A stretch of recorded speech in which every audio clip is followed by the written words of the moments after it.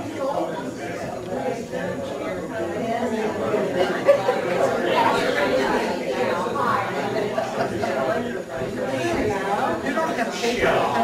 you enjoyed your program last night. Yes. And had a good breakfast? Yes. We do try to feed you while you're here. I'd like to take a quick minute before we start our class this morning to introduce our Executive Director, Ken Perry. If you'd like to take a minute to say hi.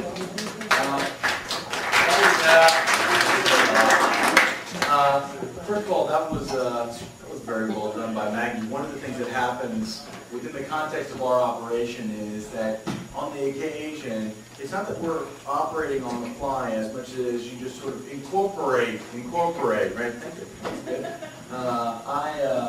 All I really wanted to do was just get up in front and welcome everybody to the property. I am the new Executive Director of Trinity Center, but as I just got reminded in the back of the audience, I am also a very old school boy of this property and have sort of worked with, amongst others, Judy Glick and Marty Fulton for, I think we said, let's see, Judy's been the nurse since 1990. I know that we've established that. So Judy's one of the nurses at camp and has been the camp nurse for the last 18 years, which means that Judy and I have spent a large portion of the last 18 years taking care of this guy's children. And Marty Fulton just established with me that she came in 1988, the first year I was on staff as a just 19-year-old counselor. So those days are long gone and without return. But it does mean that I have a long history with this property, and that I can say to you that, we are always interested in knowing both what you liked and what you did not like about your time here. One of the things that I tend to want to tell people is, if you don't tell us what didn't go well, we don't know how to fix it. And I'd like to have a chance to do it better if you came back. And B, if you do not spend time appreciating the way in which this property is integrated into its natural environment, I think you've missed the point of our property. Right? It is the great joy of being here and spending time here that we are not built on top of, we are built into, what I like about it. So I think you are a valuable part of our programming. I'm really glad that all of you are here. I know that you probably already appreciate her very much, but in front of everybody, let me say thank you to Maggie for what she does running this program.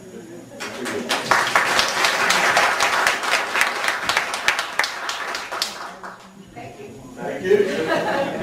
All right, well, this morning we have an incredible program set up for you. We have Scott Eckert here, who is at the Duke Marine Lab, but also with the Wider Caribbean Sea Turtle Conservation Network, WIDECAST, is an easier way of saying that. And I will leave you with Scott because he has a wonderful program for us this morning. Thanks for coming, Scott. Thanks. Welcome, everybody. This is a big group. I brought a few things, and what I'll just suggest is maybe afterwards you guys can come up here and take some of these things if you want. Unfortunately, I didn't expect to have quite so many people here, so maybe a few short things up. Before I get started, just a real quick introduction. I've been working on turtles for a long, long, long time. I started working on turtles in the late 1980s, and so I have a long history with these animals. They're wonderful creatures, but my latest cap that I wear is the Director of Science for the Wider Caribbean Sea Turtle Conservation Network. And what WIDECAST is it's a network of folks interested in marine turtles, professionals, both professionals and non-professionals throughout the Caribbean. We have 52 country coordinators responsible for 44 nations and territories of the wider Caribbean. And so we're distributed throughout the wider Caribbean. We work all over down there, and our job is to provide technical support to people trying to restore endangered sea turtle populations in the Caribbean. And we've been very effective. We were founded in 1981 and by a UN convention in Santo Domingo, the Dominican Republic. And so that's kind of what hat I'm wearing for a lot of my work these days, to provide technical support. But I'm also a research scientist, and probably my love of turtles comes very much because they're an amazing, amazing animal to work with and study. So with no further on that, let me get started on my presentation. I will give you a little tip, and I debated about whether I was going to tell you this or not, but you're guinea pigs today a little bit for me, because I'm going to fly a new presentation actually that I haven't done before. It's a modification of one. because on Thursday, I'm going to be giving one of the Barrows Lectures at the Cincinnati Zoo. It's kind of a big deal. So I want you guys to have the first opportunity to run through this and see if it works, and then I'll start editing from there. So thank you for being my guinea pigs today. And if I can make the electronics work, there you go.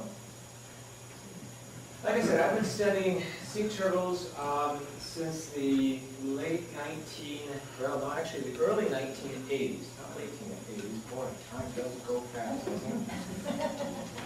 1980s. Most of my students weren't born. Anyway, since the early 1980s, and one of the questions that I often find myself asking when I get to this point is why did I work on this species? Well, we're going to talk about the leatherback sea turtle, and I will give you my honest opinion right up front. These are the most incredible, best animal in the ocean, bar none. And I'm not biased at all, trust me. We're trained not to be biased, right? No, this is an extraordinary, extraordinary creature. And so I often like to talk a little bit about why leatherback, and this is going to be the theme for our presentation today. One of the things about working with leatherbacks is the thrill of discovery. They're an extraordinary creature, but they were practically unknown to science when we got started on them in the early 80s.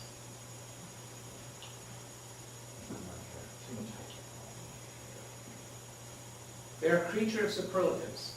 So the next thing we're going to talk about is what an incredible animal they are. So we're going to talk a little bit about the discoveries we've made, the studies we've done, and then we're going to talk about what's so amazing and what has been learned over the last 25 years about this fantastic animal.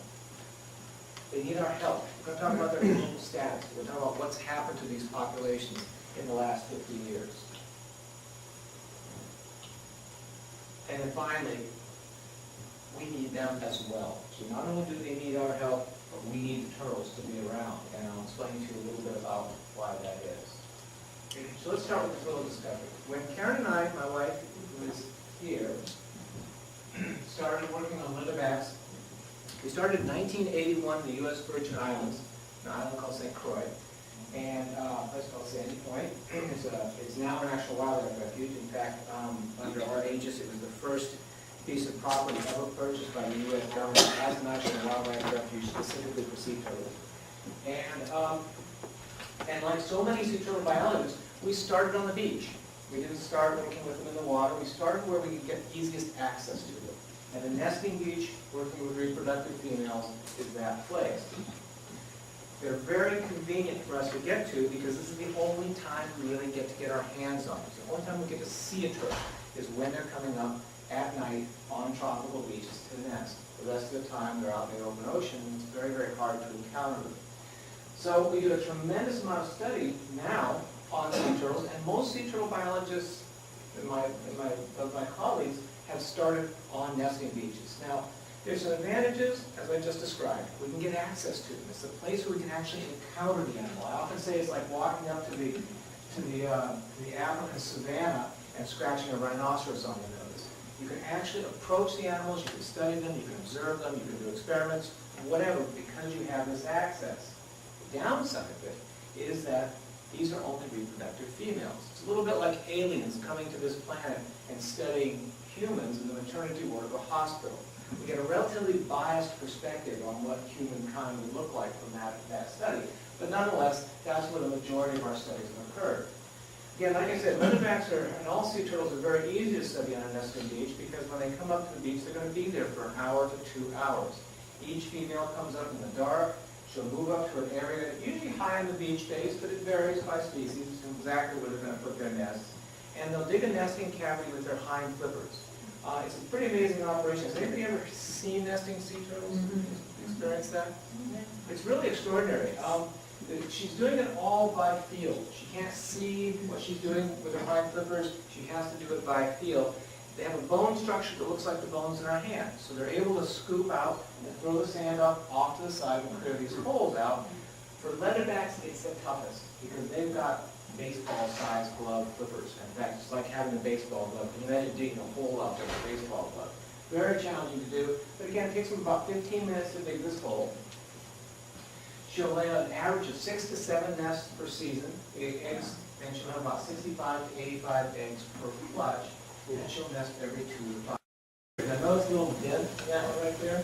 That's because these eggs are about the size of a cue ball, and they're soft and leathery, so when they drop down in the nest, they don't break. It's not like a chicken egg. They also don't contain the air sac like a chicken egg.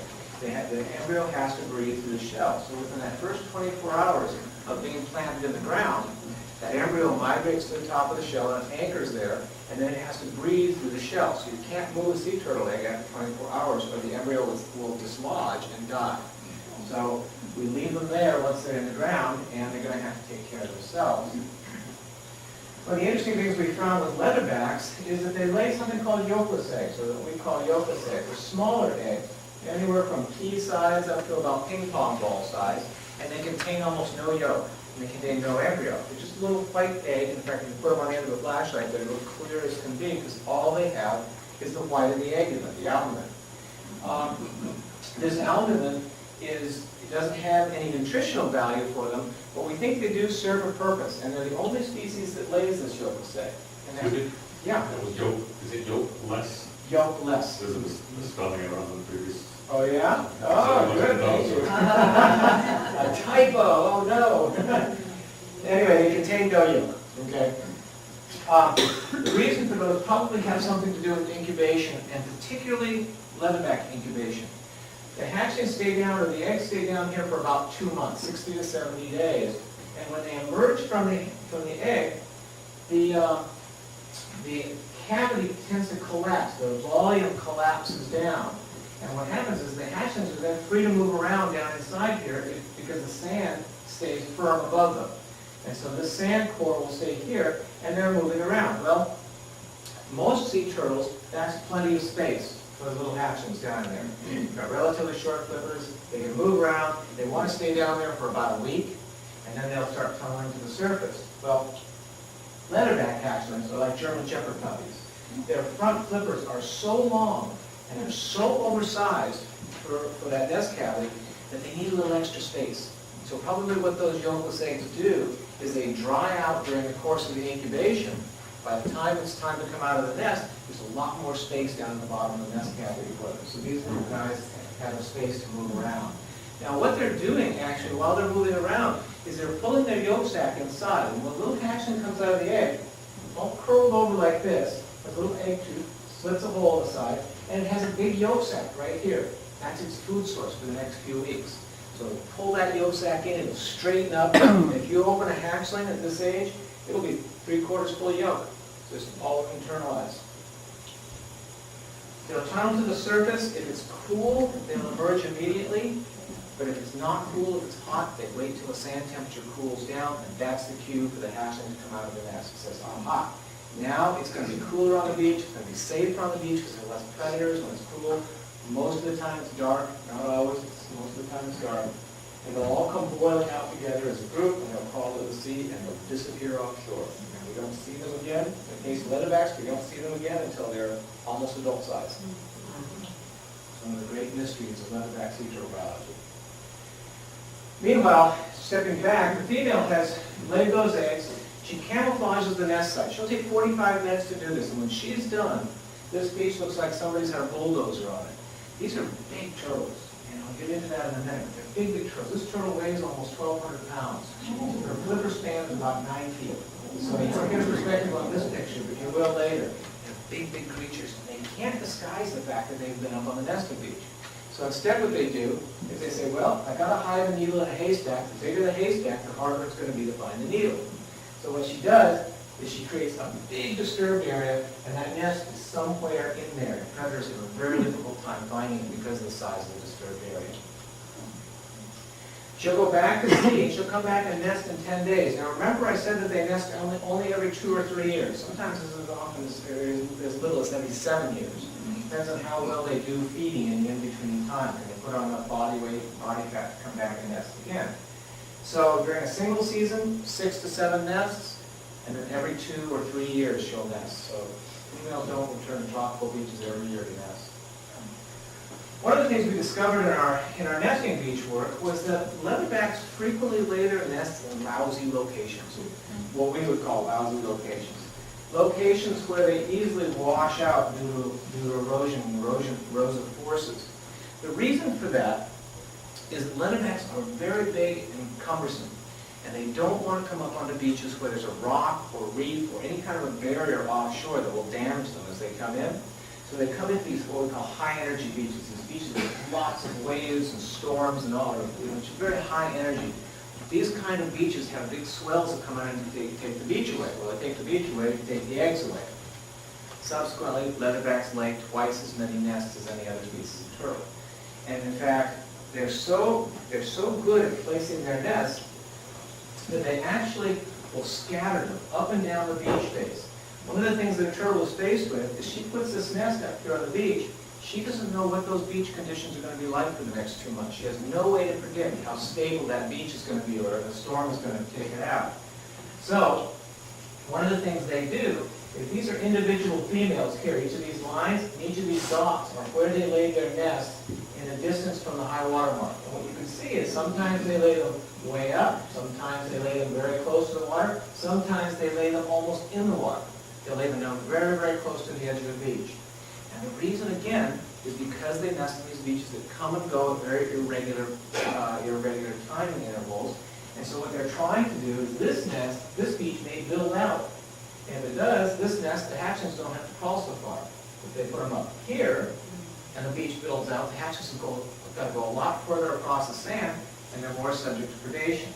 So they have to scatter. It's what we call scatter nesting hypothesis, or scatter nesting theory. And basically what it says is there's no one place any safer than the other, so your best strategy in those kinds of things is to spread the risk around. Lay your nests in a lot more places, a lot further up the beach. It would seem logical to us to always put them up by the tree line or where our highest point on the beach, but if the beach builds out, these guys are in trouble. So again, they've developed a strategy for nesting all over a beach. But here's where the real fun discovery stuff comes in with leatherbacks. And this started on the nesting beaches, but it's really what's happening out here. Turtles spend 99.999% of their time at sea. They don't spend a lot of time on beaches. Remember, it's only the females that come on the beaches, and they only come on there every few years after they're mature, and they'll do this for maybe 30 years. But the rest of the time is at sea. So that's the keystone to understanding this creature, is understanding what's going on in the water. Where do they go? What do they do? How do they do it? Why are they disappearing? The approach that I took, again, this is getting back into the early 80s, and it's something that I pioneered. Nobody's been able to do this with leatherbacks before, but it's the same thing as the aliens. Remember I talked about aliens in the maternity work? I like working with aliens. They're good for us. We're the aliens. What this says is hours later, when they finally came to, Hal and Ruby groggily returned to their yardwork, unknowingly wearing the radio collars and ear tags of alien biologists.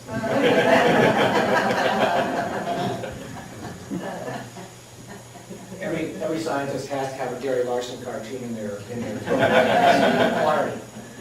Anyway, Larson hit it right on the money. This is the same thing that we decided to do with leatherbacks. Now, leatherbacks are very tough to do this because their shells are very fragile, very soft, and very skin-covered, and you can't put anything that you normally want to glue or screw something to them. So we had to develop a special harness that fits on them that will carry instruments.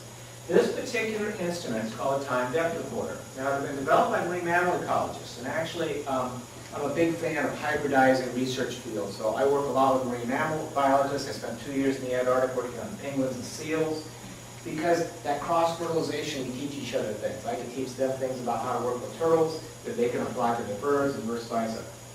Jerry Quinlan is a marine mammal and marine penguin biologist. You guys, anybody here seen March of the Penguins? Yes. Anybody seen the DVD with the special features at the end? No. Check it out sometime. The guy that they feature on there is this guy right here, Jerry Quinlan, and his colleague Paul Ponganis. And Jerry was my mentor in the world of diving physiology. I spent a postdoc with him at Scripps. But he took me to the Antarctic twice to see emperors, which is about the best thing you can ever do. Anyway, one of the things we discovered by putting these dive recorders on turtles is that leatherbacks are incredible divers. We never anticipated this. This is 1,200 meters, so this turtle is diving more than 4,000 feet deep. And this is its dive pattern. It shows the vertical patterns, staying down for about 15 minutes, coming back up. These are in meters, so if you want to get this to feet, multiply it by 3. So there's, 600 feet, 900 feet, et cetera, et cetera.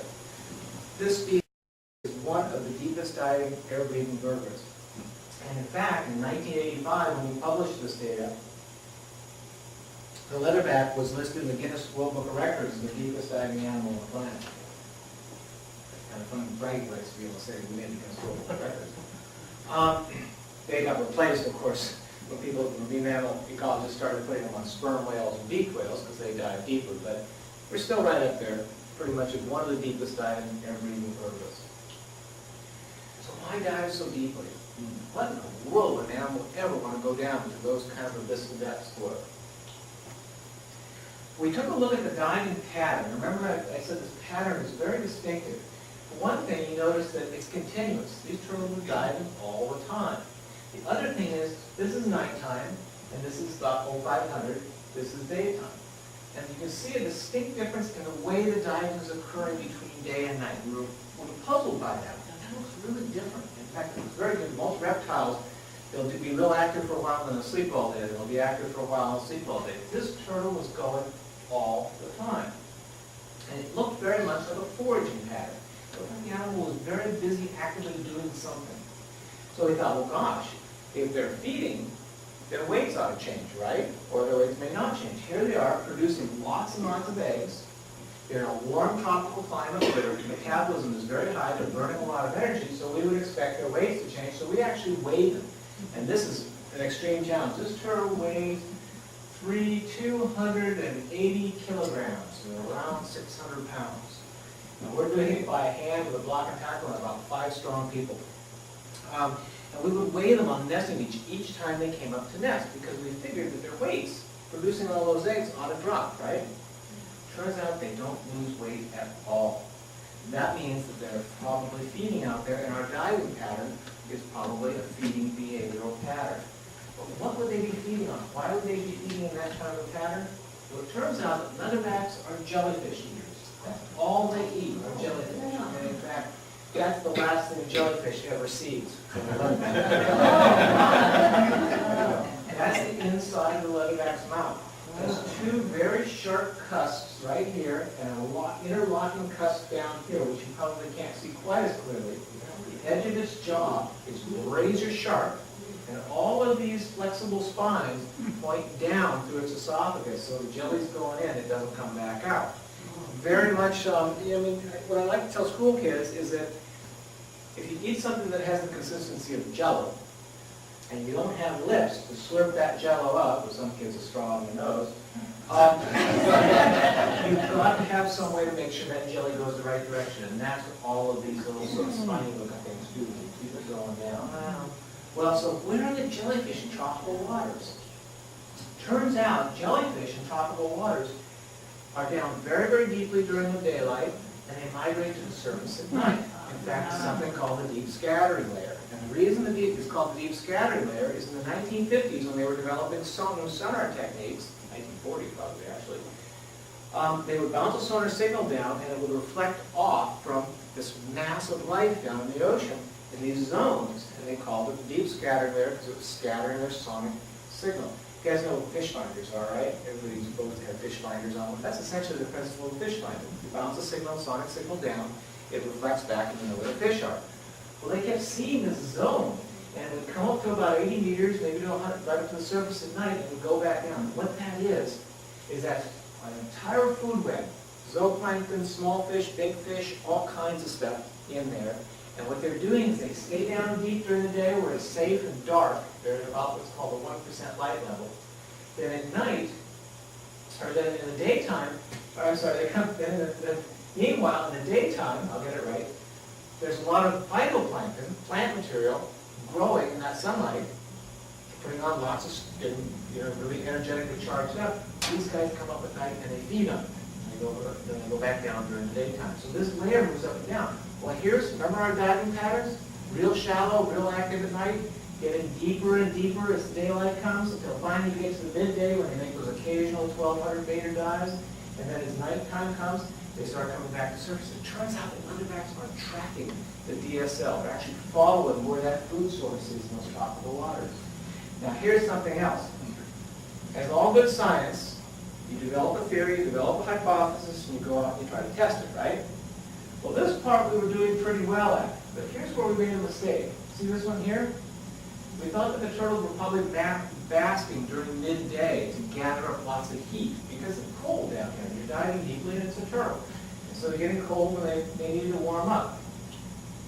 So we put the next year we thought, well, you know, we've got to test a little bit more of this. So we put a whole lot of different instruments on them. We put more depth recorders, we put swim speed recorders. This one was key to it. Radio transmitters, heart rate recorders, any number of things on them. Let them go out to sea for 10 days between nestings, then come back and we take all those instruments off and we download all the data.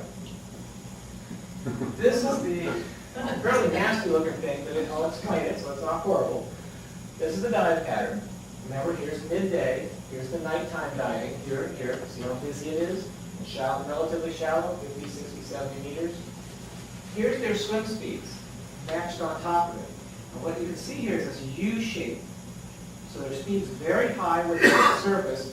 As they descend, the speed slows down, and as they come back to the surface, they speed back up and come back to the breath. Anybody who's ever snorkeled knows that when you take a deep breath and you go down, and you come back up, you usually come a lot faster because you want to get back to the surface for breath. Same thing going on here, except for this stuff. And what we did is we broke it into two kinds of swim speeds. We have this one, which is that looping pattern I was just showing you, where it drops down slow and fast, and slow and fast. Or this, continuous high speed. This stuff happens during the mid parts of the day. And you remember we said that we thought we had these time periods in the middle of the day when they were basking? The reason we thought that was that our instruments were recording a depth of 0. Now, okay, the turtle at the surface, right? Turns out that our recorders have a resolution of 6 feet, or 2 meters. So anywhere from 6 feet to the surface would record as 0. What was actually happening is we were getting high speeds of travel at those times we thought they were at the surface. Now, we know they aren't at the surface because the recorder sits on their back. And it wouldn't be spinning, it wouldn't be recording if they were on the surface. It has to be under the water. So what we've found from that is that leatherbacks have figured out the most efficient place to swim in the water when you want to travel great distances from point A to point B. And essentially that's about 1.8 meters below the surface. Why? 1.8 meters, it's about close to 6 feet. If you're at the surface, you're pushing water, you're creating a bow wave. If you're just below the surface, as you move, you still create a bow wave. You keep this hump, which is the effect of lifting water. And so it costs you energy to swim just below the surface. Where you want to be is you want to be about this far below the surface because now you don't create a bow wave, and yet you're as close to the surface as you can, so when you want to take a quick breath, you take a breath and you right back down again. Turns out it's an efficiency deal. Because the food is so deep during that time of the day, it's not efficient to feed in the daytime. It's more efficient to use that to move from place to place. And so leatherbacks have developed this capacity to travel great distances in a very, very efficient manner by simply dropping down about 6 feet below the surface and making these long distance swims. Okay, let's talk about, now that's pretty neat stuff. Let's talk about why leatherbacks are so incredibly cool. Why do we call them a creature of superlatives? One thing is leatherbacks are completely unique in all the turtle world and all the animal world. There is nothing similar to this creature. It's the largest species of reptile. Leatherbacks average 350 kilograms, or around 700 pounds as adult females. But when they go when they leave the nesting grounds and they go to their foraging grounds, they'll put on another 200 kilos. And they do it all by eating jellyfish. This is the classic, this is one of the best examples of an animal on an Atkins diet you've ever seen. Nothing but protein. That's what jellyfish is. Nothing but protein and a lot of seawater. The largest on record weighed a ton, weighed 916 kilograms. It was a male. But males aren't necessarily larger than females, just the largest record we have for an animal is a male at 916. You can get a sense of how big these turtles are with 12 kgs. They have the widest geographic distribution of any reptile species. They're found from the Arctic Circle, up here, all the way down to the Antarctic convergence. They have been seen swimming around icebergs in the Bering Sea. Phenomenal capacity to range the world's oceans and to exist in very cold waters. Now, most of you know what will happen to a lizard or a turtle or a snake if you put it in the refrigerator or the freezer, right? Body temperatures cool down, bodies slow down, heart rate slows down, and eventually they die. Here's a creature that's swimming around icebergs in the Bering Sea. That water temperature is 0 or below 0. It's very, very cold. And here they're able to do it very well because they have some unique features that allow them to keep warm in cold waters. First off, they're big. Big, massive animals don't cool down very quickly. So when you're big like that, you can stay warm because you simply have more thermal inertia. They have a cylindrical body shape. And look at some of these pictures of them in other waters. I show these later. You'll see that the animal is a perfect cylinder. And if you remember from your old high school physics days, a cylinder, an object shaped like this, has the most mass for the least amount of surface area. So there's not a lot of surface area to lose heat to, and they keep it all centered up in course. That's why it's a cylindrical body shape. They're heavily insulated. Leatherbacks are fat. Remember I said that they put on 200 kilograms of weight, and they do it in a matter of months when they go up north. That's all laid up as fats. The word turtleneck actually is real for these guys. Around their neck is a big collar of fat. Around each limb is a big collar of fat. They're incredibly well-insulated animals. That's what they call countercurrent circulation. This is something we see in marine mammal populations, some marine mammal species as well. It's illustrated here. Blood that's flowing out from the internal core of the body is warm. It passes next to vessels that are paired up that are flowing, the venous return flowing back in. And so heat is exchanged across those vessels. So heat goes from here out to these, and it pre-warms the blood coming back in, so that blood doesn't chill the internal side of the body. So it's very interesting. They've got this fantastic heat retention capacity.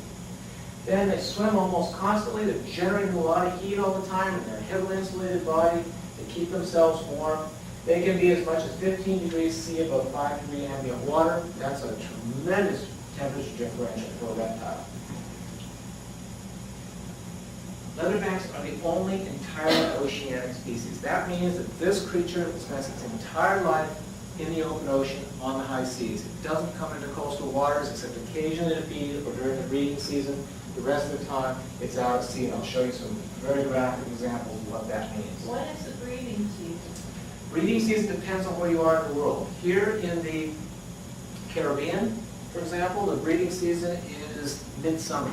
It just started. Actually, we never really had nesting stop this year in Trinidad because we have such a large number of turtles. But it starts here about March and it runs through about July, typically.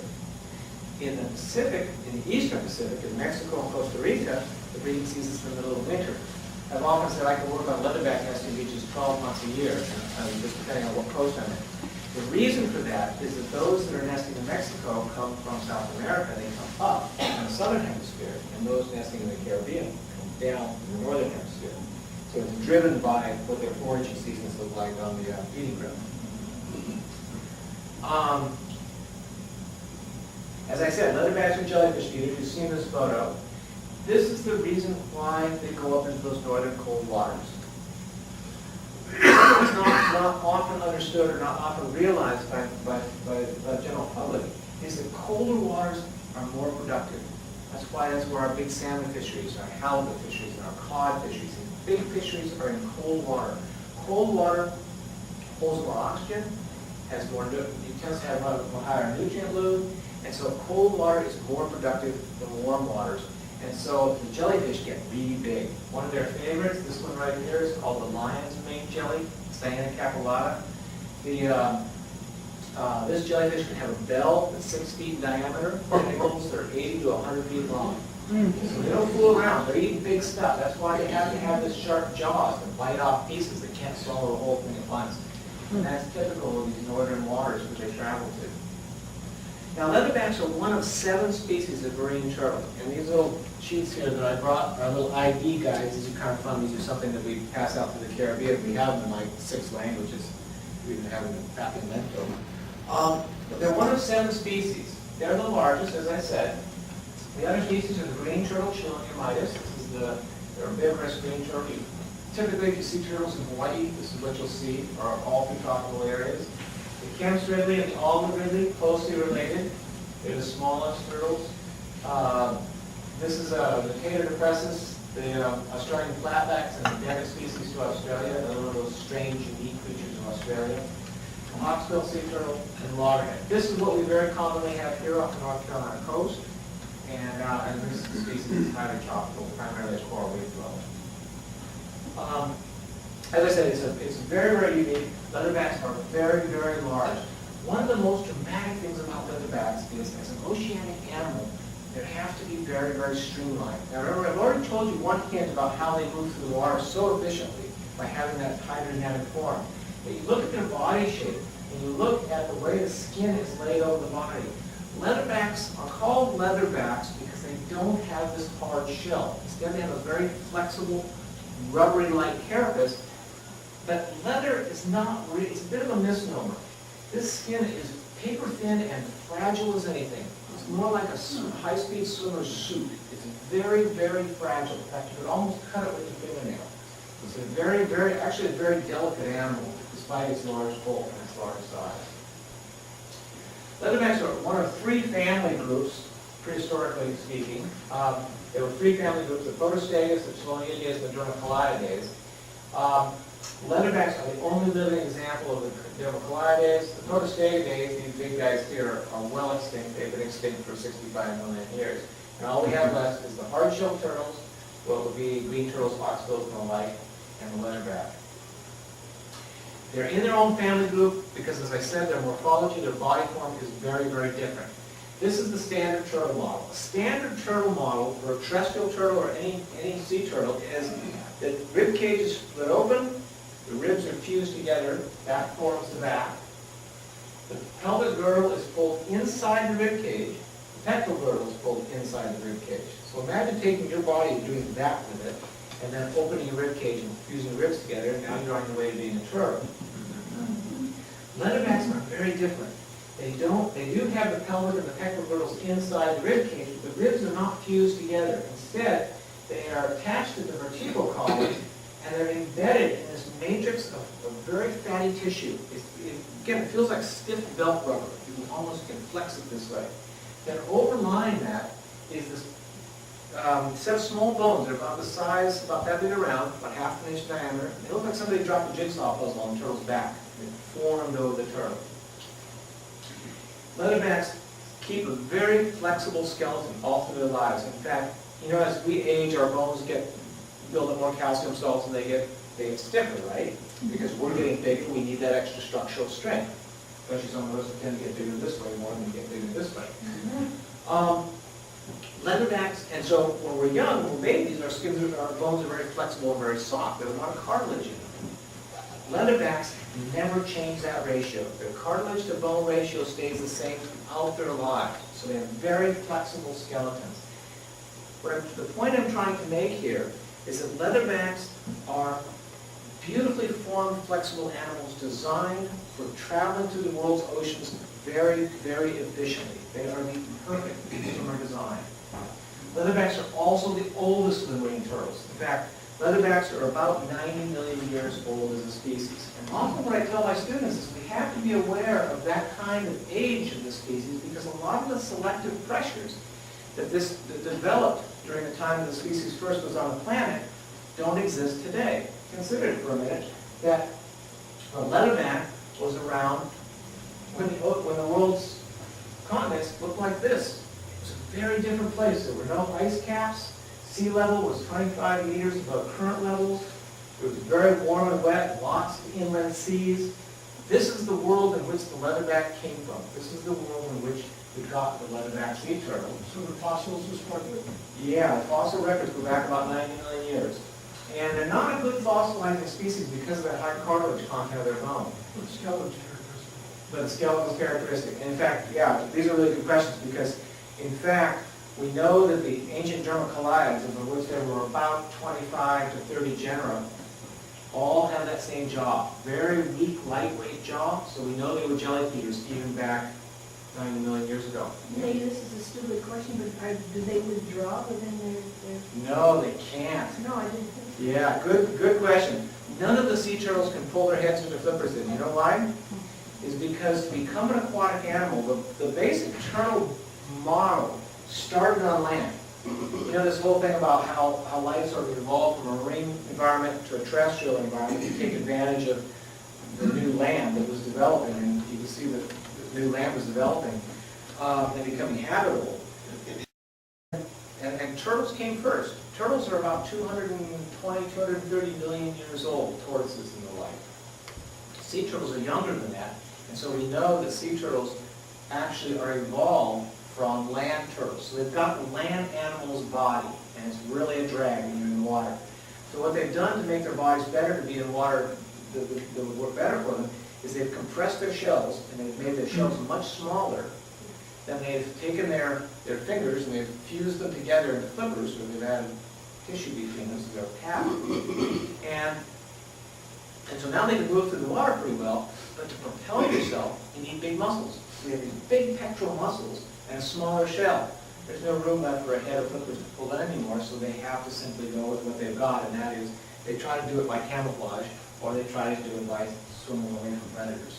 So you'll find most turtles sea turtles are highly camouflaged, so that way they don't have to worry about predators. Yeah. The hind feet, do they do anything in the way of propelling them through the water? Not so much. They're used primarily as rudders. Now you'll watch, if you guys have been over to the aquarium, and they have their little hatchlings over there, you'll see when they're paddling around the tank, sometimes they'll throw their flippers up on their back and they'll scull along with their hind flippers when they're just cruising at the surface. So sometimes they'll do that when they're just sort of resting. But as a rule, most of the propulsion is by their front flippers, and the rear flippers are acted as rudders. So the camouflage, you're going to talk about that later or no? I wasn't going to. You want to talk about it? Just briefly, what is it? And it's not immediately apparent. Yeah, in the case of camouflage, if you look at things like the hawksbill sea turtle, which I have some illustrations of here, that's what tortoiseshell is. Tortoiseshell comes from the hawksbill sea turtle. So anybody who's ever had tortoiseshell knows that brightly colored pattern. And it's a coral reef dwelling turtle. So when it hunkers down in the coral reef and you have all that, what looks like bright color on a comb or something, you realize it blends in very well to a reef. Most sea turtles that are open ocean turtles, like leatherbacks and green turtles, have a white belly and a dark back. So they have something we call counter shading. That means predators looking up see that light belly, predators looking down see that dark back. So they have some counter shading going on. So that's kind of how the camouflage works for them. Leatherbacks were around when Tyrannosaurus rex was here. It's that ancient. Definition of reptile being scaly, stem, this doesn't appear to be scaly, is it? Yeah, good point. There's been a big argument about whether leatherbacks have scales or not. Turns out, as hatchlings, they have scales, and those scales go away when they get to be adults. So, and they also have something called a ramphotheca, which is a sort of beaky-like thing, but it's stiff skin rather than shell-like material. Yeah, reptiles are all cold-blooded, or I don't like the term cold-blooded. We use the term chemothermy, which means their body temperatures fluctuate with the ambient, not matched to the ambient, but in synchrony with the ambient. Remember I said leatherbacks are 15 degrees warmer than ambient. They have scales, they lay eggs, they have an amniotic egg, but everything that they need is inside of that egg. And they have a 3-chambered heart, et cetera, et cetera, et cetera. There's a number of features that make them a reptile. The selective pressures in the sea also were very different than what we have today. So this turtle was created, this turtle evolved in a time when Earth was very different, predators were very different. Sometimes when we do confusing things that we don't understand, we kind of have to put ourselves back in the mindset of, okay, what was it like 90 million years ago that's different than today? The leatherback is the only species of sea turtles to survive the extinction of the dinosaurs 65 million years ago. Most of you guys who have kids or grandkids who are totally into dinosaurs, like my son, you can tell me everything I wanted to know about dinosaurs, and that let me know a little bit more. Know that the dinosaurs were extinct by about 65 million years ago. And the popular theme to that is that there was a meteor that hit right about the Yucatan Peninsula, this piece of the Yucatan Peninsula, and it caused this tremendous global cooling. Temperatures came down and all the dinosaurs died. That's not exactly true. Most of the dinosaurs were extinct before the meteor ever hit. The Earth was already in a cooling phase. But that kind of put the last nail on the coffin, so that did in the end. It caused huge destruction throughout North America and South America. And it did bring the temperature of the Earth down a couple of more notches, and it pretty much polished things off. And it took out all of the sea turtles. It took out the Protostegus, the other family group I was mentioning. And it took out almost all the hard-shell turtles, except for maybe one family group that made it through.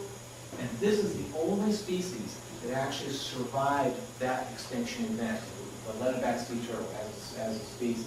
All the other sea turtles that we have out there are evolved in one little group that made it through that bottleneck that aren't related to these guys. Underwater, leatherbacks are one of the deepest diving breathing invertebrates. Dive durations are usually about 15 minutes in length, but they will go as long as 67 minutes. And they have 3 times more efficiency at swimming through the water than any other sea turtle. That means they can move from here to here with 3 times less energy. Leatherbacks, but here's an interesting thing. All this deep diving, all this incredible underwater activity, and yet they have little bitty lungs. They're very small lungs. I've got a dried lung that I show my students. It's about that big, about that big, about that thick. Now, for an animal that weighs this much, that's not a very big lung. A green turtle that weighs 25% of that will have the same size set of lungs. So you gotta ask yourself, why in the world? Anybody here dive? Do we have anybody here who's ever dive? You know what decompression sickness is, or Tay-Sachs disease? Okay, what that's caused by is when you're under, the air that we breathe is about 75% nitrogen. It's inert. It doesn't do anything for us or against us. When you go down deep, and the hydrostatic pressure increases on your body, more of that nitrogen is forced into your tissues, and you stabilize. It's cool. It's fine. But if you come back from the surface too quickly, that nitrogen tries to get out of your tissues, and as it tries to get out, it tends to boil, and it causes bigger and bigger bubbles, and those bubbles lodge at the vascular constriction areas, your joints, hence the name the bends, because it hurts like a dickens when you get one of those air bubbles clogging. It's like a clot in your joints, called bends. Puerto Rican lobster divers that I used to know, their solution for it was to drink a fifth of rum and wake up the next morning. Anyway, how does an animal keep from getting decompression sickness?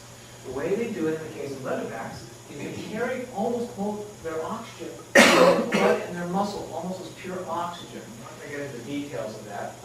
Into the physiology or biomedical stuff, I can explain to them. But in this case, they carry a very small lung, and they allow that lung to collapse as they dive down. At about 35 meters depth, which isn't very deep for a leatherback, that lung is completely collapsed. In fact, their trachea, the tube here, has cartilage rings around it to reinforce it so it won't collapse. So it allows the air someplace to go as it's being squeezed in their lungs.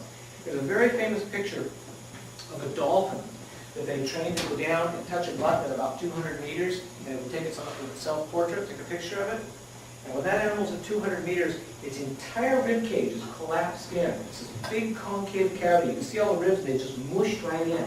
That pressure squeezes your lungs down. Deep diving marine mammals have a flexible membrane right here, so it allows their ribs to collapse rather than break. Leatherback, same thing. Very soft belly plates, very soft plastron. By 35 meters, that lung is collapsed down, and the reason they do that is so it doesn't pick up any more nitrogen. So that what they've got at the surface is what they've got down below, and they don't get saturated with nitrogen. Yeah. Without getting into details, presumably they have a high load of oxygen binding proteins, myoglobin. Yes, exactly. That's like a loading mechanism. Yeah, what it is actually is a lot of deep diving animals increase the myoglobin content of their muscle. And so instead of being used, the way your bloodstream works, folks, is that you have hemoglobin in your red blood cells. Each hemoglobin molecule can carry 4 oxygen molecules. When that goes by a cell and it needs to transfer that oxygen into the cell for using it for burning up sugars and stuff, it transfers it to another little pigment we called myoglobin. And it can carry 1 oxygen molecule. It's very small, and it carries it across the membrane into the cell. And that's its job. So that's what's going on in your cells. What marine mammals have done, and what turtles and what leatherbacks have done, is they've increased the amount of myoglobin so high that it acts as a storage medium as well as a transfer medium. And so leatherbacks have about 3 times the myoglobin content in their muscles of any other reptile. And so they can pull this oxygen in, it holds onto it, and it gives it up as it needs it. They also have something called a much higher hematocrit. You guys familiar with the term hematocrit? One of you go to the doctor's office, he says your hematocrit is so and so and so. What that means is that's the volume of red blood cells you can carry per volume of blood, or percentage per volume of blood. And most terrestrial animals, it's around 40, I think 40, 42, 45 in there somewhere. Reptiles, it's very low. It tends to be around 22 to 28%. Leatherbacks is about 42%. So it's high in leatherbacks. They have a much higher hematocrit. What the net effect is, that means you can carry more oxygen per volume of blood. I don't know, you guys remember the U.S. Olympic cycling team that got in trouble about 10 years ago with something called blood packing? Okay, well, that's really cool. Most people I say that to don't have a clue. Blood packing is where they would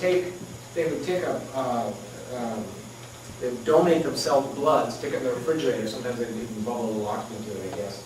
And then just before a race, they'd re-inject it into their bodies.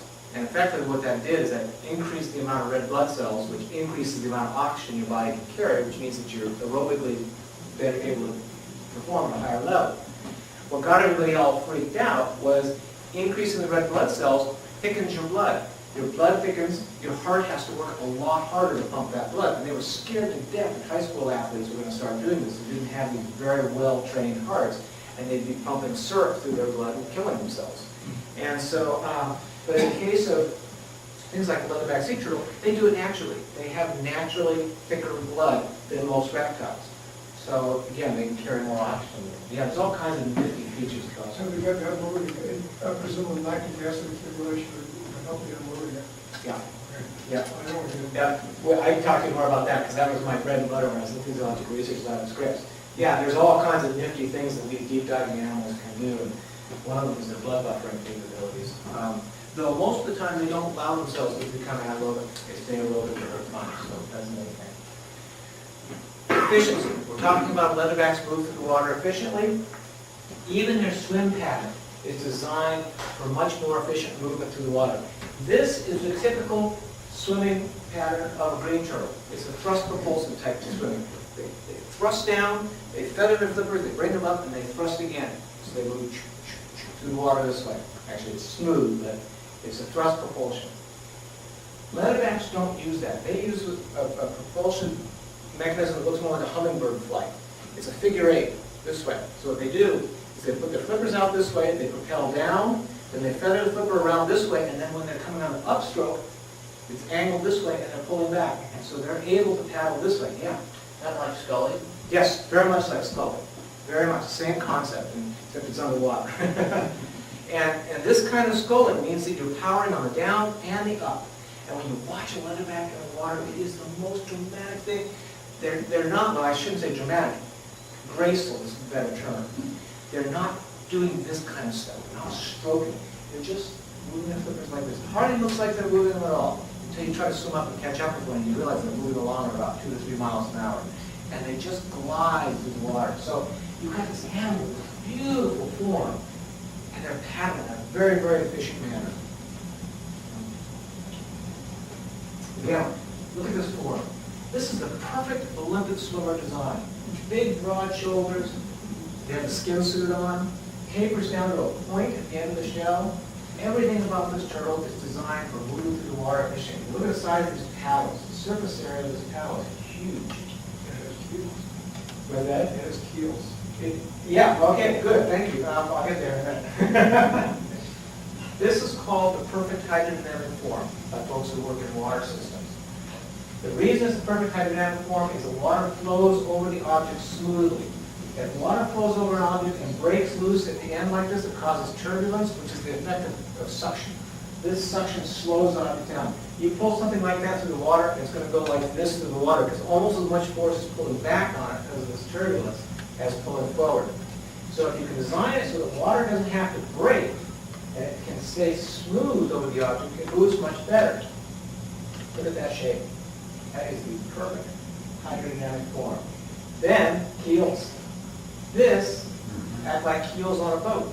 They help you track going forward. In fact, it improves laminar flow. Everything goes this way. So you don't have the animal spending a lot of energy being wasted going back and forth. It pulls the water down. They even go so far as to have little bumps on their ridges. And what those bumps do is water is sticky. It likes to hold on to things. Those bumps create a little bit of turbulence just at the surface of the object. And that turbulence breaks that water bond away from your body. So as you're moving through, it's just this very, very thin layer that keeps the water from sticking to your body too hard. It's amazing, amazingly well-designed animal for moving through the ocean. It's the perfect form for long-distance swimming. But do leatherbacks swim great distances? We had some ideas that they did, but we didn't really know it for sure until I started developing this technique, which is satellite telemetry for leatherbacks. We can actually put satellite transmitters on them now. I started doing this in the early 1990s, and that allow us to track a turtle anywhere it goes in the world's oceans. In fact, at any one time, depending on what I'm working on, I can pull from my computer data on, I can be tracking turtles in the Pacific and the Atlantic, I can be tracking whale sharks down here in the Sea of Cortez, I can be tracking emperor penguins in the Antarctic, all simultaneously from my laptop using this methodology. It's a fantastic way of marine biologists being able to get out to sea without actually having to get my feet wet. So we can study the turtles using this technique. Now, it's not a GPS technique. That's coming, but we're not able to use GPS yet on wild animals. It's a little bit different methodology. It uses a little transmitter that has about the same wattage as a cell phone, and it transmits it up to a satellite.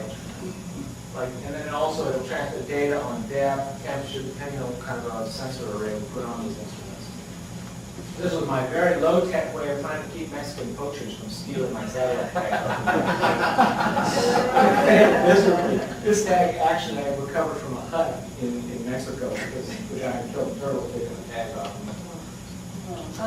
So you should have seen the look on his face when I showed up with my Mexican biologist colleagues and 2 Mexican Marines with their guns. And I to us saying, I think you have something that belongs to us. He was like, no, I don't have anything that belongs to us. I said, well, you know what? Here's a map of your village. Here's a map of where the turtle's transmitter is located from. We know it's in there. We know it's in your back room. And sure enough, there it was. He had it sitting as a doorstop in the back room.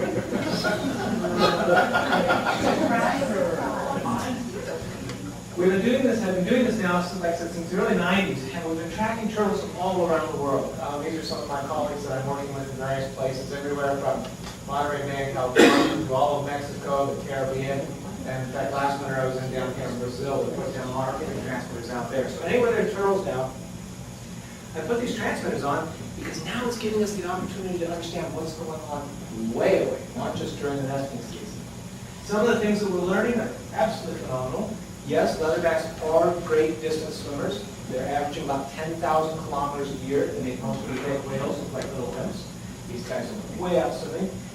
Those that are nesting in Mexico, Costa Rica, migrate down here, and they forage off South America. They'll spend 2 or 3 years down here and then come back up. Those that are nesting here in Indonesia are actually coming over to the California coast to feed. And we're catching them here in Monterey Bay, males, females, and juveniles, putting satellite tags on them, we're tracking them, we're getting this kind of thing going on. So we have leatherbacks doing those kind of swims. In the Atlantic, pattern looks even more complicated, it sort of is. This is Trinidad. We're tracking leatherbacks up Trinidad. They're foraging up here and on the west coast of Africa. We're tracking them out to Florida. And these guys are ranging all over the place. Some going to Africa, most staying here in the continental slopes of French Guiana. The bottom line is that these things are incredibly good long-distance swimmers. Now remember, I said they hardly ever stop swimming. They're swimming about 45 to 65 kilometers per day, and they're continually moving through the world's oceans. Now, like I said, between nesting seasons, the female will swim an average of 10,000 kilometers in a single year. Why? Yeah. Why travel those kind of distances? 2 primary motivations in the leatherback world. One of the things you have to know about, it's probably the same for most of us, but to feed and to breed. Now, leatherbacks are not highly intellectual creatures. I don't want anybody to get the impression that these things are the next flippers. They don't have huge brains. In fact, the brainstem on a fully built leatherback like that one is literally the size of my thumb. Each hemisphere of the brain is about the size of a marble. It's up here. And a little teeny brain stem with a very, very polygonal on top there. They really don't have big intellectual capacity. They are just the ultimate design. They don't have to think. Everything is pre-programmed. They're completely instinctive. In fact, I did a project a number of years ago. I used to work out at a research lab near SeaWorld in San Diego for about 13 years. And one year we decided that we wanted to release a bunch of the SeaWorld loggerhead sea turtles that became rehabs from the Pacific. They've been there for 35 years. Loggerheads in the Pacific are hatched in Japan. They swim across to the California coast, and then they migrate back. And that takes about 7 years, and then they settle back down in Japan. They live there the rest of their lives. These turtles have been in captivity at SeaWorld for 35 years and with satellite transmitters on, and they swam directly back to Japan. There was no hesitation even for a day. Straight back home. So, again, behaviors in sea turtles are innate. They're pre-programmed. They're born that way. Leatherbacks are the same way. But this is amazing. How does a turtle, why does a turtle travel the world's ocean? It's got to feed. Remember I said the jellyfish are better up here? There's more of them. These are feeding areas up north, and we track these turtles up to, we can tell they're feeding from their behavioral responses when they get here. You guys see the movie A Perfect Storm? Yeah. Right there, Flemish Cap. That's where this turtle's going to go up to feed. They also feed all along here on the Middle Ocean coast. Then they feed down here. Now what happens is they get up here and they stay here till about October. And then the jellyfish populations begin to taper off. And so they say, okay, the next place we need to go is here. Why here? Because in March, each year, starting about February and March, the monsoons kick in, the coastal upwelling gets really intense, and the oceanic productivity, just red, goes very, very high. Lots of productivity in the water, lots of jellyfish. The turtles know this, so in advance, they leave 2 to 3 months before they need to be there, 4 months before they need to be there, and they make this long swim on down here, and then they'll forage down there for a couple of months. So the turtles not only know where they are, they know where they need to be, they know how to get there, so they're incredible navigators, and they know when they need to be there. How do they anticipate that there's going to be jellyfish here in 3 months? How do they know it's worth making the investment in that long swim to get there? I know. That's what I think, yeah. Is it in their cells rather than in their brain? Where is innate behavior built in? I don't know. Are the males moving around too? Yeah, the males are moving around. The males that we've tracked, well, I'll give you a male story here in a second. I've got some males on here. Because our recorders can also tell us how deeply they're diving a lot of times, we can get a better perspective on how they're treating the world's oceans. And one of the things you have to remember about a species like this is we think in terms of 2 dimensions. We really do. I mean, we work on a 2-dimensional environment. Here, there, and not so much this way. These guys are truly 3-dimensional users. They're thinking about vertical as well.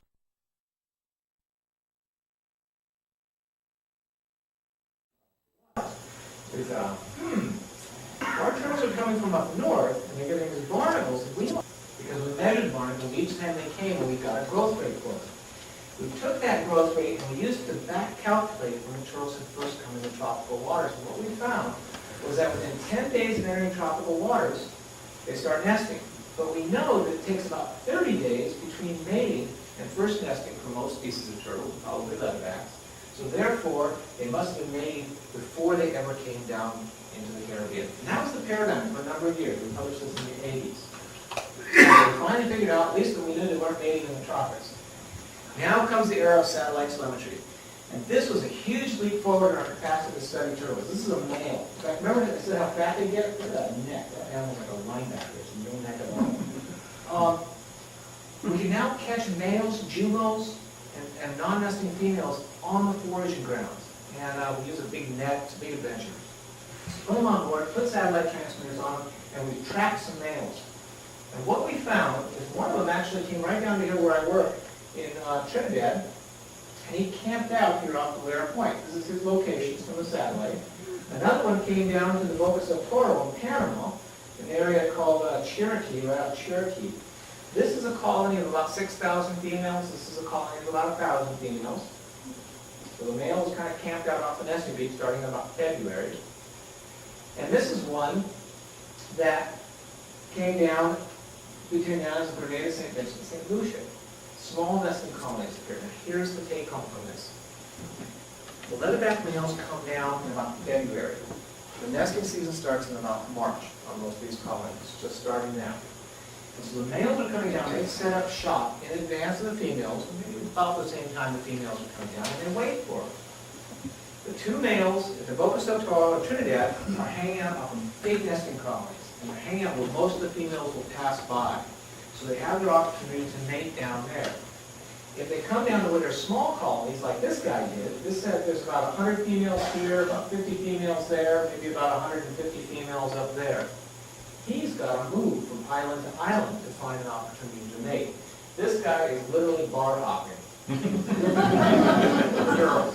Those other guys, they got it all wired. They just sit there, and the girls come to them. So we've seen these two different patterns in the males, and then the males leave at the peak of the season. Yeah, exactly. Mating, the females will allow themselves to be mated maybe once or twice at the beginning of the season, and they won't allow mating for the rest of the season because they store the sperm and they can fertilize each clutch as they need to. And so by May, the male's like, hey, this is boring, I gotta go someplace else. At the peak of the nesting season, he leaves. And he goes back up north to go where the food's better. And the females continue to stay on food till July or August. And then they leave. So there's these two different strategies. The males will come back every year. The females come back every 2 to 3 or more years. So the male will come right back down here. In fact, that one off in Galera Point, Trinidad, has been down there now 3 times. Okay, we talked about a little bit the thrill of discovery and the creature of superlatives. Now let's talk about what's happening to the leatherback. And as a scientist, Karen and I both were very idealistic when we were younger. We had this big goal that we were going to do for our careers something that was interesting, something that was fun and amazing, something that got us out there to work with animals, but also something that gave something back to the planet. And we sort of stuck with that all these years. Leatherbacks are critically endangered. Now, what does critically endangered actually mean? We often use the word endangered in general terms to mean something's in trouble. But scientists use it from a slightly different perspective. Endangered and critically endangered actually have quantitative value. We actually measure categories for that. Endangered means an observed, estimated, inferred, or suspected reduction of at least 50% over the last 10 years or 3 generations, whichever is longer. So the population has dropped more than 50%. Critically endangered means 80% over the last 10 years or 3 generations, whichever is longer. Now, what does that mean for leatherback? The leatherback, the hawksbill, demonstrated critically endangered. That means their populations, their global populations, have dropped more than 80% in the last 3 generations. This is what their nesting populations look like in the Pacific. The largest population, one of the best known populations in the world on the peninsula of Malaysia and Terengganu, is virtually extinct today. It dropped from around 7,000 nests, which would be the same as about 1,000 females, in the 1960s, and has been dropping up to that point, down to pretty much nothing. Papua New Guinea, Irian giant, that population has also dropped, and the most dramatic one of all, 160,000 nests, or about 50 to 75,000 females, and dropped down from less than 1,000 females in the last 15 years in Mexico and Costa Rica. The Atlantic, the story's a little better. Our populations are tending to rise. This is Trinidad, this is French Guiana, Suriname. Weird thing going on here. This is French Guiana, this is Suriname. The beach is moving into French Guiana. It's on either side of the border, and it's moving, so the turtles are moving with it. But this population is generally increasing. The Northern Caribbean populations are generally increasing. The Atlantic's a much better story. But let's talk about Mexico so we can get a better understanding of why these populations are in such trouble globally. I started working here at Mexico Beach in about 1985, 1984, and worked through it in the mid-90s. This was the highest density, the largest nesting colony in the world. Mexico at that time sustained between 50 and 75,000 nesting females distributed among these main beaches and about a whole bunch of minor beaches all the way up to the Baja Peninsula. By the year 2000, there were less than 1,000. This is Mexico Beach itself. You can see our numbers bouncing around here, the number of nests, 2,000, 4,000. This is typical. You would expect this kind of stuff because each year not all the females are nesting, so there's these cohort effects for some nests, some don't. But you get this bouncing around and you create an average through here. But look at what happened starting in about 1986, about 87, 88, 89. It started going down and it never came back. And I was working out there at that time. This year we thought, well, it'll be back up the next year, right? Or maybe the next year, or maybe the next year. By this time, we're getting pretty panicky. Oh, went wrong. Why? We were out there working on the beaches, we were protecting all the eggs, we were protecting all the females. What went wrong? They found out you were there. Yeah. I have had that presented to me before, yes. I like to think that that's not the reason, but circumstances being what they are. So we really were stuck. We knew we had good protection going on the beaches. We had eggs being put in the hatcheries. We had the Mexican Marines camped on the beach with us to protect the turtles from poachers. And the Mexicans have been doing really good work since the late 1970s. So the protection was out there, yet our population is still going down. It wasn't until we started doing satellite telemetry on them that we began to understand. We used to think when leatherbacks left Mexico, they went up north. And the reason we thought that is during the 80s, the high seas drift net fleets were catching leatherbacks up here. And so we thought, aha, our turtles are going up there. So the problem may lay up there. But again, remember, this was when satellite telemetry was at its infancy. Nobody had been doing it. And so I was able to develop this technique to put these satellite transmitters on them and track them. You've seen this figure before, but this was startling to us in the 1980s and early 1990s. We had no earthly idea these turtles were going down here. Now it gave us a new place to look for the problem. What we discovered was this. In the 1980s, Chile and Peru introduced gill netting as a way, drift gill nets as a way to catch swordfish. And many of you are probably familiar with the story of the collapsed fisheries down here. They wiped out their sardine fisheries in the 1970s and 80s. And the fishermen were starving.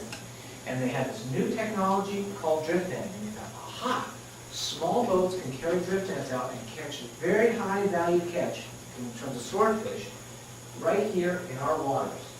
And so they started putting all these boats. And they went from, this is the amount of fishing effort measured in terms of days at sea. And you can see that at the beginning, about 1983, they had the equivalent of about 500 days at sea of fishing effort. No, about 3,500 days at sea of fishing effort.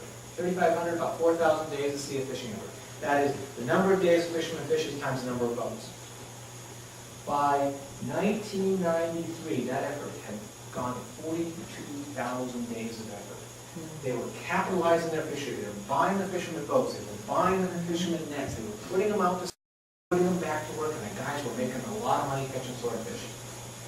Well, this is what happened to the turtle population simultaneous to that. So we started asking around. Oh yeah, there's tons of turtle shells in the dump. You got to go look at them. The numbers that I calculated were that leatherbacks, the Chilean alone fishery was catching about 3,000 leatherbacks a year. Most of these subadults and adult turtles. And it took them 15 years to take the world's largest nesting population down to almost nothing. And it's never come back. So what we've, pass this one here. Oh, the reason the turtles were found up north in the high seas fleet, the reason we had thought they were going up there, is because we didn't know that these guys coming out of Irian Jaya in Malaysia were going up here, and that our turtles over here were coming down south, so we didn't know where to look. The take-home message of this kind of thing is that when you're working with a highly migratory species like this that ranges the world's oceans, you've got to know the whole picture. You can't be satisfied that what you do on the nesting beach will resolve everything. You've got to know the whole picture. We also know, and in the final analysis, we also know that this, the overharvest of eggs and the killing of females in the Mexican and Costa Rican colonies, also contributed. And essentially what the story now looks like today is that what happened was you have these leatherbacks coming down here. For years, they're subject to egg take and killing of females at a chronic level. It's not killing the population, but it's hurting them. Little by little, every year eggs are being taken. Every year turtles are being hurt. So it's not enough to destroy the population, but it's enough to stress it. We have global warming stuff going on, we have increasing frequency of El Nino events, we have stronger El Nino events, we have a lot of problems. The oceanic productivity of the Southern Pacific Ocean is dropping. And so now you have less good food.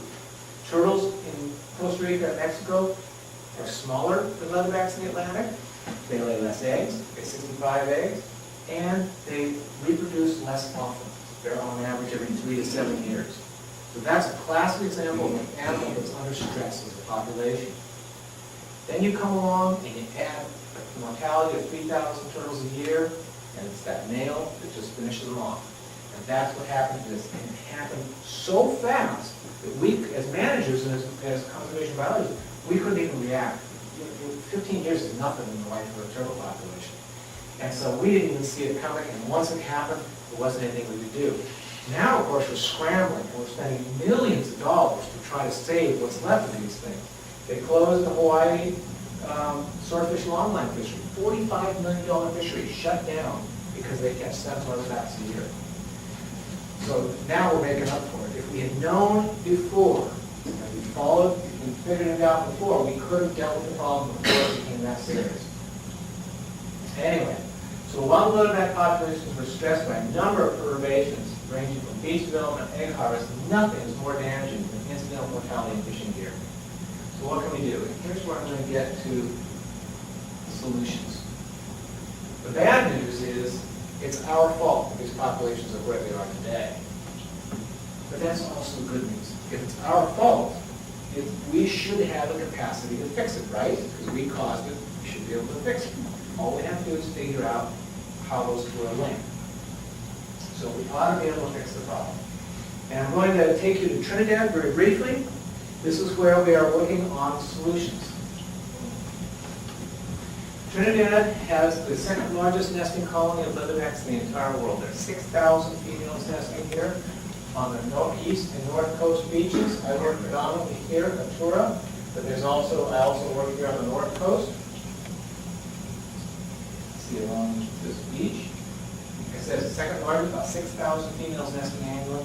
If you ever want to see leatherbacks, you've got to come to Trinidad. It's a fantastic place. And we have what is easily the best conservation program for leatherbacks in the world. That population is so well managed. We do it with, and the reason is the government of Trinidad and Tobago and Wildcats have vested the responsibility for carrying nesting turtles to the local communities. We let the local people take care of their own turtles. It's not a government-run program. It's not a scientist-run program. Local people are out there on the beaches every night protecting the turtles, and they bankroll it, and they run the program by running the tourism, by doing grants and contracts, and we've got a beautifully structured program there, particularly in the village of Ventura. And we're the second largest employer in the entire village, and simply to protect the turtles, gather data on them, and take people out on guided tours. Do you have a website? What's that? Website? Website, yes. Check our website here. It's supposed to come back up this weekend. Or it was supposed to come back up this weekend, and they haven't quite put it back up yet, but this kind of stuff's on there. Yeah. Either that, or you can go look on any of the Trinidad tourism websites. They'll have this. The tourism department has realized this is a real cash cow. Each turtle we calculated is worth $26,000. So it's, in terms of tourists. Get this though, most of our tourists are local. We have 10,000 tourists a year come out to Ventura every year to see leatherbacks. Very well controlled and balanced program with a great education outreach. 80% of them are Trinidadian, which means that they go home and they tell all their friends. And we used to have turtles slaughtered on the beach every year. Hundreds of turtles slaughtered on the beach every year. And I had turtle killed in Trinidad now about 6 or 7 years. It's a fantastic program. Anyway, so I'm going to take you down there.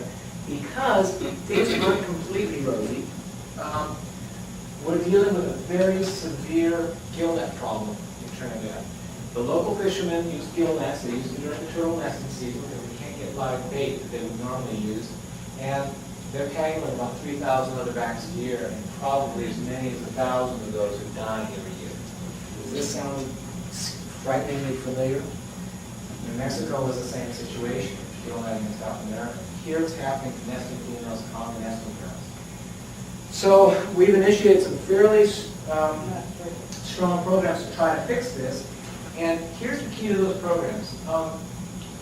You have to work with the stakeholders and with the fishermen. Everybody has to work together as a group on this, or you'll never come up with any permanent solutions. We could simply ask the government to ban all gill netting, but then what's going to happen to all these little fishermen? These fishermen are making only a few $100 a year sort of thing, and they're working from small pongas, working from small boats. And so instead what we did is we pulled together a national consultation. We brought in everybody. The turtle groups, tourism department, state department, all the national management agencies, all the fishermen. And we sat down and we said, how are we going to fix this? Let's propose a series of solutions to this problem, but we have two ground rules. First ground rule is the fishermen have to be better off than they are right now. And the fishermen, of course, are freaking out because every time a turtle gets tangled in a net, they lose part of that net. They can't even make a living because there's so much net damage going on. And two, stop killing turtles. And that was our two ground rules. Over a 3-day meeting, we hashed this out. The cool thing is, fishermen are all the best experts on fishing. So we let them say what works best for them. We brought in some outside experts on gear to introduce new kinds of gear that could possibly be used. And we brought in the turtle groups to say, we need the turtles protected. It was a fantastic meeting. We came up with a plan, and now we're executing that plan. It involves everybody. All the stakeholders are completely involved in the process. This is the typical sort of boat that they use out here. They're little bitty boats. And we started a series of experiments.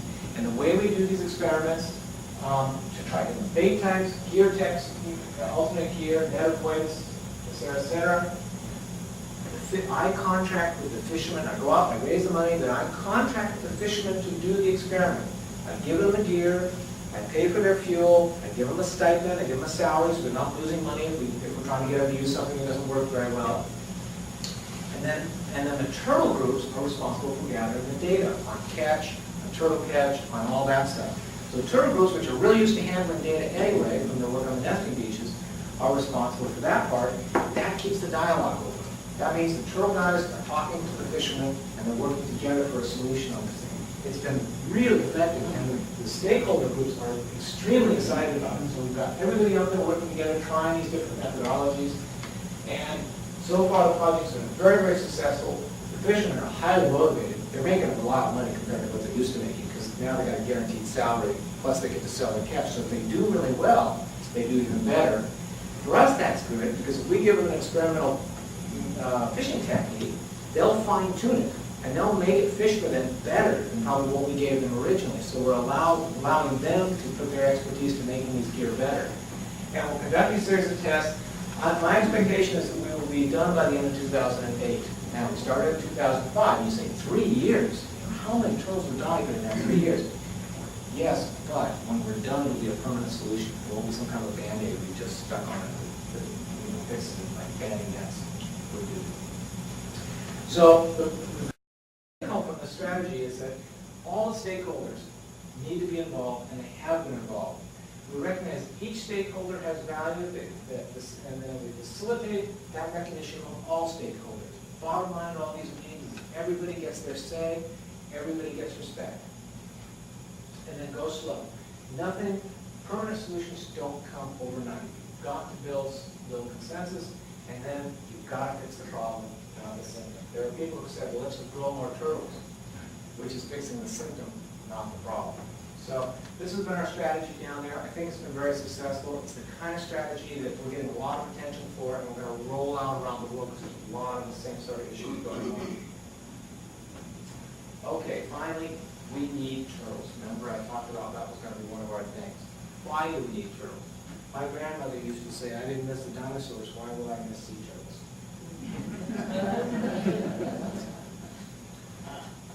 And so here's my answer to that. Think of what it means to our ocean, that our oceans no longer have the species that ranges all over. What does that say about the quality of our oceans? If our oceans start losing some of these large predators, some of these animals that are so finely tuned into watching that environment, living in that environment, they've got 90 million years of selective pressure behind living in that environment. When they go, that means something has changed out there very dramatically, and that's probably not going to be good. Think about the ecological role, like leatherbacks are jellyfish consumers. You know that there are only 2 species of great animal in the world that eat nothing but jellyfish? The ocean sunfish, the molavola, and the leatherback sea turtle. That means the leatherback is responsible for controlling jellyfish populations. Do you know one of the things the jellyfish biologists are saying right now about the North Atlantic cod fishery and many of the North Atlantic fisheries? If those fisheries are not recovering at the rate that the fish population biologists thought they would, and they can't figure it out. They're like, what is going on? Why aren't the populations coming back? We closed the fishery, there's no more fishing pressure on them, and the population's staying down.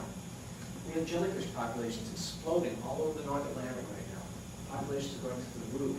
What's happened is ecosystems reach these equilibriums, and then they try to hold, and those equilibriums hold very stable, they're very resistant to change.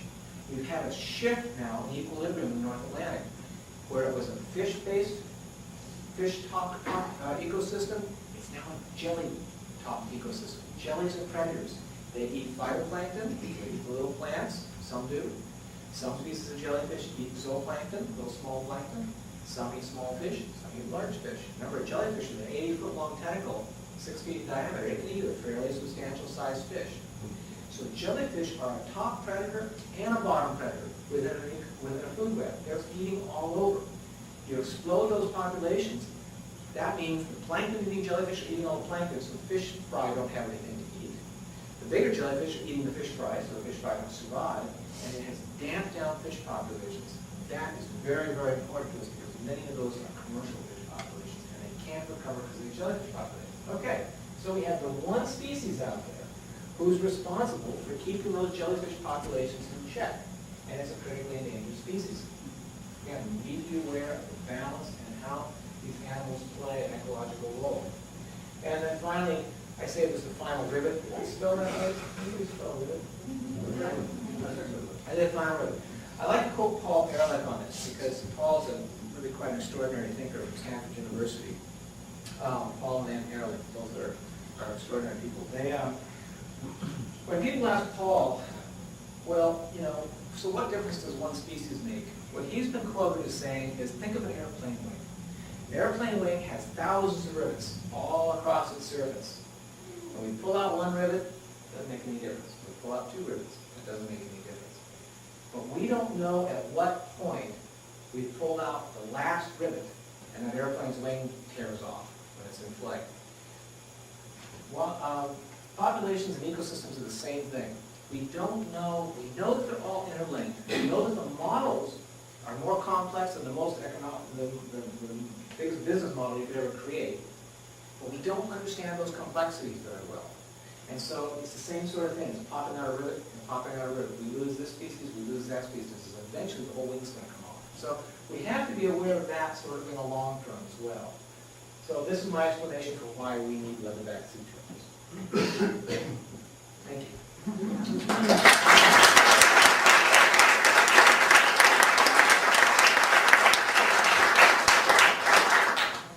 Are the people at the Grand Banks aware of what you just said? That More the and turtles more. are involved? More and more. Because we were up there just 2 years ago, and I never heard this. Yeah. I heard that they were not recovering.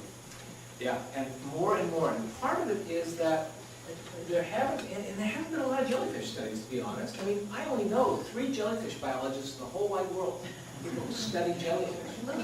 And they're no, I mean, it doesn't have fur, it doesn't have big brown eyes. I mean, there's not a lot of people studying jellyfish. And so their story is slow to come out. But the people that are beginning to recognize it the fastest are the oceanographers. Because those are the guys that are out there measuring what's going on in the world's oceans. And they're beginning to say, oh my goodness, you know, look at this, look at what's happening. The whole system is falling out of equilibrium right now. And so Claudia Mills is one of those biologists from the University of Washington, and she's been pushing her jellyfish story, but again, it's not receiving quite the press. But you guys watch. Like I said, National Geographic's coming to Trinidad with me this summer. They'll know. Do you want to take a break now and let them ask some more questions later? If you guys want, that's fine. I have a 11:30 meeting and I'm good until then. So. Okay, well, let's take a little 10-minute break, Yeah. and then we can come back and ask more questions. Oh, thank you. Yeah, that was one.